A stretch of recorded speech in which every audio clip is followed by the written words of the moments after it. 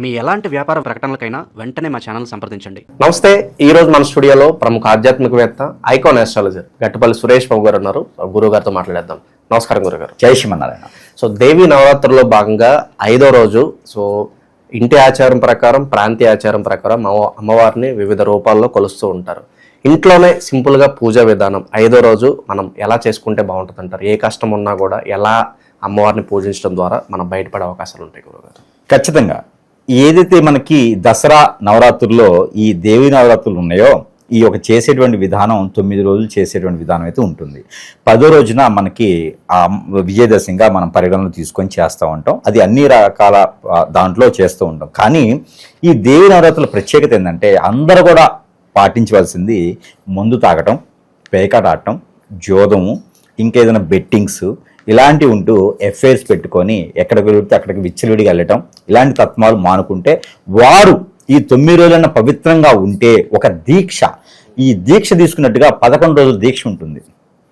ఈ 11 రోజుల దీక్షగా కనుక కొనసాగిస్తే వారి లైఫ్ అనేది, వారి జీవితం అనేది ఖచ్చితంగా స్వస్థసామనం అయిపోతుంది. ఖచ్చితంగా కావాలంటే రాసి పెట్టుకోవచ్చు, వైట్ పేపర్ మీద గట్టిగా రాసి పెట్టుకోవచ్చు, ఎవరు సంతకం వాళ్ళే పెట్టుకొని. అయితే ఈ 11 రోజులు చేసేటువంటి విధానం ఏదైతే ఉందో ఖచ్చితంగా దీక్షలా ఉండాలి. ఎలాంటి జోలు వెళ్ళకూడదు, పవిత్రంగానే ఉండాలి. అమ్మవారిని కొలవండి, కొలవపోండి, పూజించండి, ఉంచకపోండి. మీకంటూ ఒక నినాదం ఉండాలి, ఒక కోరిక ఉండాలి, ఒక గోల్ ఉండాలి. ఆ గోల్తో కనుక మీరు 11 రోజులు దీక్ష తీస్తే ఏ అమ్మవారిని కొలిసినా కొలకపోయినా, గుడికి వెళ్ళినా వెళ్ళకపోయినా, ఇంట్లో కొలిసినా కొలకపోయినా సరే ఆ దీక్ష అనేది కొనసాగిస్తే కనుక ఖచ్చితంగా వారు అనుకున్న గోలికి రీచ్ అవుతారు. వాళ్ళకి పితృదోషాలు ఉన్నా, కాలసర్పదోషం, నాగదోషం ఉన్నా, కుజదోషాలు లాంటివి ఉన్నా, లేకపోతే ఇంకా ఏమైనా దోషాలు ఉన్నా, వారికి హిప్నటిజం, బ్లాక్ మ్యాజిక్, వసింగం లాంటివి ఏమైనా జరిగినా కూడా వారు ఖచ్చితంగా సాధించగలుగుతారు. అదే అమ్మవారి యొక్క అనుగ్రహం అంటారు. అయితే ఈ 5వ రోజున, ఇక దేవి నవరాత్రుల్లో 5వ రోజు, ఈ 5వ రోజున శ్రీ మహాలక్ష్మీదేవి అవతారం అనేది మన ప్రాంతాల ప్రకారంగా అది ఆ రోజు ఖచ్చితంగా అందరూ వేస్తారు. ఎందుకంటే ఆ రోజు శుక్రవారం చవితి కూడా వస్తుంది కాబట్టి చవితి రోజున లక్ష్మీ అమ్మవారి అవతారం వేయరు. కానీ ఇక్కడ చవితి వస్తుంది తప్పదిగా, ఆ రోజు శుక్రవారం కాబట్టి లక్ష్మీ మాత అమ్మవారి అవతారం అనేది శుక్రవారం రోజున వేయటం అనేది కొనసాగిస్తారనమాట. అది అయితే ఈ లక్ష్మీదేవిని కొలిసేటువంటి విధానం ఏంటి, ఈ లక్ష్మీ అమ్మవారిని కొలిసే విధానం ఏమిటి, ఎలాగా అంటే గనక ఈ లక్ష్మీ అమ్మవారికి ఇష్టమైనవి ఏంటి అంటే గనక అరిసెలు. అందరూ అనుకుంటారు బెల్లంతో కూడినటువంటి పదార్థాలు, చక్కెర పొంగలి అనుకుంటారు. కాదు, లక్ష్మీదేవికి ఇష్టమైన అరిసెలు. ఎందుకంటే లక్ష్మీ అమ్మవారు ఎక్కడుంటారు, మన కలియుగంలో విష్ణువుతో పాటు లక్ష్మీ అమ్మవారు ఉంటారు కదా. ఆయన ఏం చేస్తాడంటే లడ్డూలు, అరిసెలు వాళ్ళకి పెడుతూ ఉంటాడు. కాబట్టి వాళ్ళకి ఇష్టమైనవి శనగపిండితో చేసినటువంటి పదార్థాలు, బియ్యం పిండితో చేసినటువంటి తీపి పదార్థాలు, అవి ఏంటంటే అరిసెలు, దాంతోపాటు లడ్డూలు. ఈ లడ్డూలు, అరిసెలు అనేది నైవేద్యం పెట్టాలి. ఇది ముఖ్యమైనటువంటి విషయం. ఇది ప్రతి ఒక్కరు కూడా పెట్టాలి. ఇకపోతే వారికి మరొకటి ఉంది, శనగలతో చూసినటువంటి గుగ్గిళ్ళు, గుడాలు అంటారు. అవన్నీ కూడా లక్ష్మీ అమ్మవారికి ఇష్టం. వీటితో పాటు మరొకటి ఉంది, పెసలు. ఈ పచ్చ పెసలు తీసుకొచ్చి రేత్రిపూట నానపెట్టి ఉదయాన్నే వాటిని గుడాలుగా వండేసి ఆ ఒక గుడాల్ని బెల్లం కలిపి అమ్మవారికి నైవేద్యం పెట్టాలి. ఇది చాలా సీక్రెట్.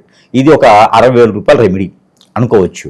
అయితే ఈ నవరాత్రుల్లో ఎవరైతే అప్పులు ఇచ్చి ఉంటారో అవి వసూలు చేసుకోవాలి. అవి మనం అడుగుతుంటే గొడవలు అయితే ఉంటాయి. ఈ లక్ష్మీ అమ్మవారికి చెప్పేసి నైవేద్యం పెడితే ఆటోమేటిక్గా అప్పులు అనేది వచ్చేస్తాయి. ఎక్కడైనా ఆస్తులు తగాదాలు, గొడవలు, కొట్లాట్లు, ఇడ్లు పంచుకోవాలి, ఆస్తులు పంచుకోవాలి, అన్నదమ్ముల మధ్యన విభేదం, భార్యాభర్తల మధ్యన సంకేత భావం లేకపోవటం, ఇవన్నీ కూడా శుక్రవారం రోజున చేసేటువంటి అమ్మవారి యొక్క అనుగ్రహం అయితే ఖచ్చితంగా ఉంటుంది. అందరూ అనుకుంటారు లక్ష్మీమాత అంటే నోట్ల కట్టలు, డబ్బులు వచ్చేస్తాయి, రిజర్వ్ బ్యాంక్ నుంచి డైరెక్ట్గా నా ఇంటికి డబ్బులు రావాలనుకుంటారు. అమ్మవారు అంటే అది కాదు.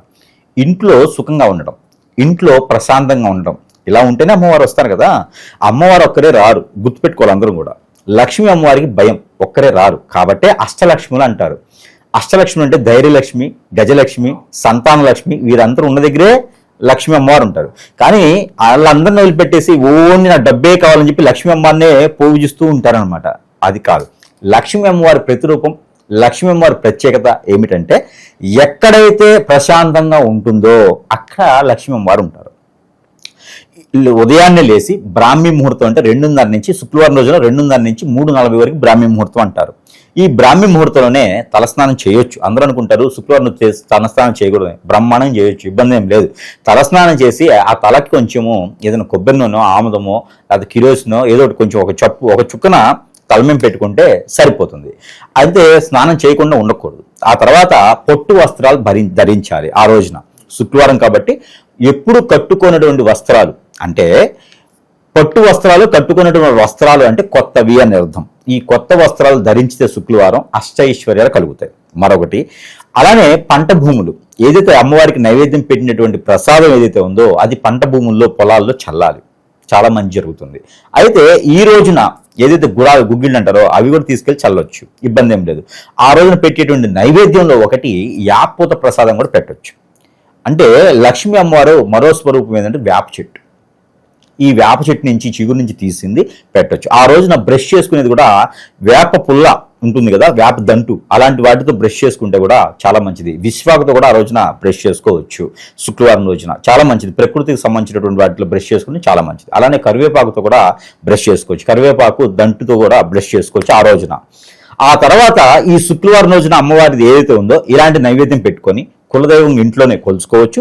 ఏ అమ్మవారి రూపానికైనా లక్ష్మీ అమ్మవారి ఫోటో తీసుకెళ్ళైనా కొలుచుకోవచ్చు. ఈ ఫోటోనే ఉండాలి, 8 కుండలతో డబ్బులు ఇలా పోస్తూ ఉండాలి, ఏనుగులు ఇలా తొండ పైకెత్తి ఉండాలి, పక్కన చెరుకులు ఉండాలి కరెక్ట్గా అనేదానికి ఏం అవసరం. ఎలాంటి లక్ష్మీదేవి ఉన్నా కొలుచుకోవచ్చు. కాకపోతే నిలబడి ఉన్న లక్ష్మీదేవిని కొలవకూడదు.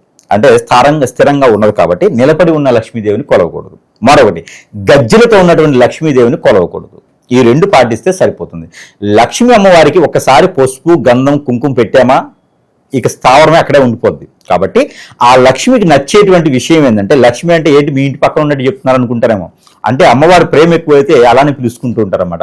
అయితే ఈ లక్ష్మీ అమ్మవారి ఏదైతే ఉన్నదో ఈ ప్రతిమ తీసుకొని ఎలాంటిదని కొలుచుకోవచ్చు. ఆవిడకి ఇష్టమైనటువంటి ఏంటి అంటే ముగ్గు వేయటం. ఇంటి ముందు కానీ ఇంట్లో కానీ ముగ్గు వేయటం. సాంబ్రాణి పొగ ఆవిడకి చాలా ఇష్టం. సాంబ్రాణి ధూప్ అంటారు అనమాట. ఈ ధూపు ఎందుకు ఆవిడకి ఇష్టం అంటే ఆవిడ భయస్తురాలు కాబట్టి ఆవిడకి ఇంట్లో ఏదైనా నెగిటివిటీ, పిల్లలు ఏడుస్తున్నా అంటే కొడతారేమో ఆ మాట అంటే, పిల్లలు ఏడ్చిన రూపున అలాంటి ఏడుపులన్నా, పెద్దవాళ్ళు మూలుగుతున్నా, లేదు ఏదన్నా చికాకులు పరాకులు ఉండి ఇంట్లో అంట్లు పగులుతున్నా, మొగుడిని కొట్టేటువంటి భార్యలు అంటే చీపులు కట్టలు తిరగేస్తుంటారే, ఇలాంటి వాళ్ళు ఉన్నా కూడా ఆవిడ రాదు. కాబట్టి పవిత్రంగా ఉండి, శాంతంగా ఉండి, భార్య కోపం లేకుండా ఉండి, భర్తకి చికాకు లేకుండా ఉండి, ఎన్ని సమస్యలు వచ్చినా కూడా అవే పోతాయి అనేటువంటి వాళ్ళు ఎవరైతే ఉంటారో వారింట్లో లక్ష్మి కొలువై ఉంటుంది. కాబట్టి అలాగా ఆహ్లాదకరంగా శుక్రవారం ఒక్కరోజున పాటించినట్టయితే, అసలు నన్ను అడిగితే మౌనవ్రతం పాటించమని చెబుతాను. అసలు ఏ గొడవ ఉండదు. ఆ రోజు కనుక ఉదయం బ్రాహ్మీ ముహూర్తం నుంచి సాయంత్రం చంద్రుడు ఉదయించేటువంటి వరకు కూడా వారు ఎవరైనా ఎక్కువగా నోరు ఆగలేటువంటి వారు ఎవరైనా ఉంటే మౌనవ్రతం పాటిస్తే ఆరోగ్య సమస్యలు కూడా తీరిపోతాయి. అలాగ కొలుచుకుంటే కనుక ఆ లక్ష్మీ అమ్మవారు వినాయక స్వామి వారిని ఒక పక్కన, అలానే కుబేర స్వామి వారిని మరో పక్కన ఉంచుకొని, వారు ఒక మంచి వాహనం ఉంటుంది, వారికి రథం ఉంటుంది అనమాట. నెమలి రథం అంటారు. అంటే గరుత్మంతుని యొక్క స్వరూపంగా ఉండేది నెమలి.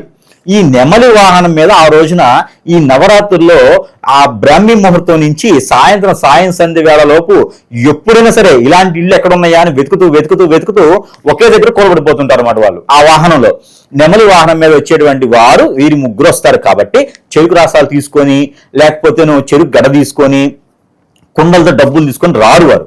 ప్రతిమ ఫోటోలు మాత్రమే అలా సృష్టించి ఉంటాయి. కాబట్టి అష్టలక్ష్మి అంటే ఆ ఒకే దగ్గర ఉన్నటువంటి అష్టలక్ష్మి ఫోటోలు అలా ఉండదు. అలా అష్టలక్ష్మి పూజ చేస్తే ఏ లక్ష్మి రావాలో అర్థం కాక ఏ లక్ష్మి రావాలో కన్ఫ్యూజ్ అయ్యి అలా ఉండిపోద్ది. మీరు చేసే పూజ ఏ లక్ష్మికి వెళ్తుందో తెలియట్లేదు. కాబట్టి అలా కాకుండా ఈ విధంగా చేసుకొని, ఈ విధంగా నైవేద్యం పెట్టుకుంటూ, నేను చెప్పేటువంటిది పేదవారైనా ఉన్నవారైనా చేసుకోవచ్చు. లేదు అంటారా, అష్టలక్ష్మి వ్రతం అని ఉంటుంది. అష్టలక్ష్మి వ్రతం కూడా నోచుకోవచ్చు, బొమ్మల కొలువులు కొలుచుకోవచ్చు. ఆ రోజున మరొక ప్రత్యేకత ఏంటంటే ఎవరికైనా దానం చేయొచ్చు. ఏం దానం చేయాలి? మనం పెట్టినటువంటి నైవేద్యం నలుగురికి దానం చేయొచ్చు. ఇంకా ఏదైనా ఆలయానికి వెళ్తే కనుక ముడుపులు, ఏదైనా మీకు ప్రేమపూర్తిగా ముడుపులు ఉంటాయి, ఎలాంటి వారు కట్టుకోవాలి, విదేశీయానానికి వెళ్ళాలి, అక్కడ సాధించుకోవాలి, సంపాదించాలి, యూనివర్సిటీలో సీట్ కావాలి అనుకునే వారు ఎవరైతే ఉంటారో వారందరూ కూడా ఆ రోజున కొలుచుకొని అమ్మవారిని తలుచుకొని లక్ష్మీ నరసింహస్వామి వారి ఆలయంలో కానీ, లేదా మీకు సమీప దూరంలో ఎక్కడైనా ఆలయాలు ఉంటే అక్కడ మొక్కుబడి ఉంటే కనుక మొక్కుబడి ఈ రకంగా ముడుపు కట్టుకుంటే కనుక ఖచ్చితంగా వాళ్ళ కోరిక తీరుతుంది. గ్రహాల నుంచి వచ్చే దోషాలు పటాపంచలేకపోతాయి. గ్రహాలన్నీ కూడా సానుకూలంగా అనుకూలంగా మారుతాయి.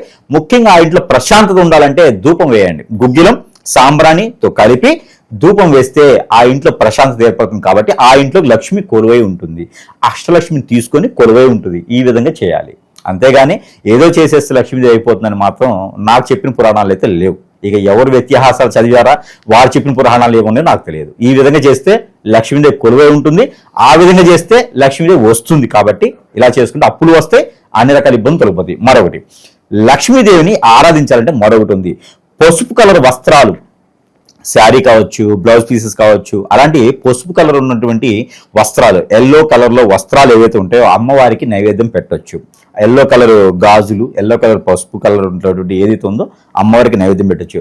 పెళ్లి కానటువంటి వారు ఎవరైనా ఉంటే అమ్మవారి దగ్గర మనకి ఇవి ఉంటాయి కదా పసుపు కొమ్ములు, ఒక 11 పసుపు కొమ్ములు అమ్మవారి దగ్గర పెట్టి మరుసటి రోజు నుంచి ఆ పసుపు కొమ్ములతో పౌడర్ కొట్టి మన వంటలో వాడుకున్నట్టయితే అవి అయిపోయేలోపు సంబంధాలు కుదురుతాయి. ఇది రాసి పెట్టుకోవచ్చు. ఇది కూడా ఒక 60,000 రూపాయలు పరిహారం, రెమెడీ. అయితే ఈ నవరాత్రుల్లో ఈ 5వ రోజున మహాలక్ష్మీదేవి అవతారంతో ఉన్నటువంటి అమ్మవారిని కొలిసే విధానం ఈ రకం కొలుచుకొని ఇదే రకంగా చేసుకుంటే గనక ఆ పసుపు కొమ్ములు ప్రతిరోజు వాడుకున్నట్లయితే, ఒక కొమ్ము ఒక రోజు వాడరుగా, ఆ పసుపు కొమ్ములు 11 40 రోజులు వస్తుంది. ఆ 40 రోజుల లోపు ఖచ్చితంగా సంబంధం కుదురుతుంది. వీరికి ఎలాంటి దోషాలున్నా కూడా అవన్నీ కొంతవరకు ఆగి సంబంధాలు కుదురుతాయి. ఇక చేసుకోకపోతే వాళ్ళ దృష్టం, నేనేం చేయలేను. అయితే మొదటి పెళ్లికి మాత్రమే నేను చెప్తా, ఇంకా 2వ పెళ్లి 3వ పెళ్లి నాకు సంబంధం లేదు. అయితే ఈ విధంగా చేసుకుంటే అదృష్టం అనేది వరిస్తుంది. కాబట్టి ప్రతి ఒక్కరు కూడా అర్థమైంది అనుకుంటున్నా, ఈ విధంగా కొలుచుకుంటే సరిపోతుంది. ఎక్కడో వీడియోలు ఉన్నాయి, నేను ఎక్కడో పేజీలో చూశాను, నేను ఆ విధంగా చేస్తేనే ఆ లక్ష్యం వారు వస్తారేమో అనుకుంటే అవన్నీ మేకప్ వరకే. కానీ వారికి బాధలు అంటే, వారికి కష్టాలు ఉంటాయి, కానీ ఇంటికి లక్ష్మి రాదు. కాబట్టి మీరు ఈ విధంగా చేసుకొని ఖచ్చితంగా లక్ష్మీదేవి వస్తుంది. తులసి, ఆ రోజున లక్ష్మీ నరసింహవారి ఆలయంలో, విష్ణు ఆలయంలో గనక తులసిని సమర్పించుకుంటే, తులసి మాతని ఎవరైతే ఉన్నారో ఆ తులసిని కనుక వారికి సమర్పిస్తే ఖచ్చితంగా వారి ఇంట్లో వెళ్ళేటప్పుడు లక్ష్మీ అమ్మవారిని తీసుకుని వెళ్తారు. కాబట్టి ఇది కూడా మంచి సీక్రెట్. కాబట్టి ఈ విధంగా చేసుకుంటే సరిపోతుంది. ఓవరాల్గా 5వ రోజు పూజ విధానం ఏ విధంగా ఉండాలి, అమ్మవారిని ఏ విధంగా ఆరాధించాలి, అద్భుతంగా వివరించారు. ధన్యవాదాలు.